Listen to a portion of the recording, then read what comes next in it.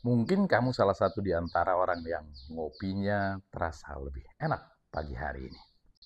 Kemarin KPUD Jakarta sudah mengumumkan hasil pilkada dan pemenangnya adalah Pramono Anung Rano Karno alias Bang Dul dengan raihan suara 50,07%.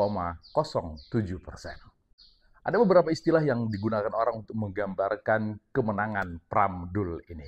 Ada yang bilang dua partai melawan 14 partai besar. Ada juga yang bilang dua mantan presiden, satu presiden melawan satu mantan presiden dan mantan calon wakil presiden.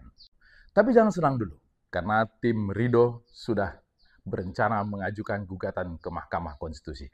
Ini adalah ruang konstitusi yang sah dalam sebuah pilkada. Loh, kok bisa diajukan ke MK? Bukankah selisih perolehan hasil pilkada itu maksimal 2%, bahkan untuk Jakarta hanya 1% saja, sementara Pram meraih 50,07, Rano tidak sampai 40%, artinya ada jarak 10%.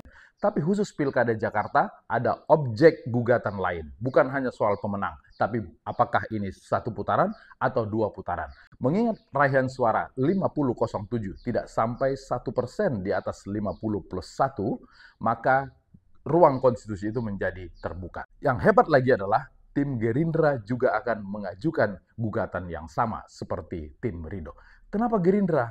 Rencana mengajukan gugatan ini hanya sehari setelah pertemuan makan malam antara Presiden Prabowo dengan mantan Presiden Jokowi. Tentu saja kata orang tidak ada makan malam yang gratis, kecuali makan bergizi gratis senilai 10.000 itu. Isi gugatan tim Ridho dan tim Gerindra hampir sama. Ada pelaksanaan pilkada yang tidak semestinya, sehingga tingkat partisipasi publik di Jakarta rendah sekali, terendah dalam sejarah. Dan ada juga yang bilang bagaimana kinerja KPPS sehingga banyak yang tidak terundang.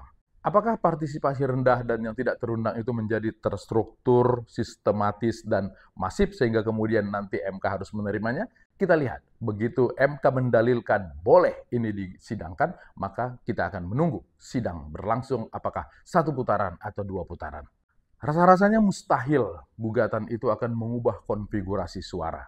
Ingat nggak dulu ketika ada mahasiswa yang menggugat batas usia calon presiden dan calon wakil presiden.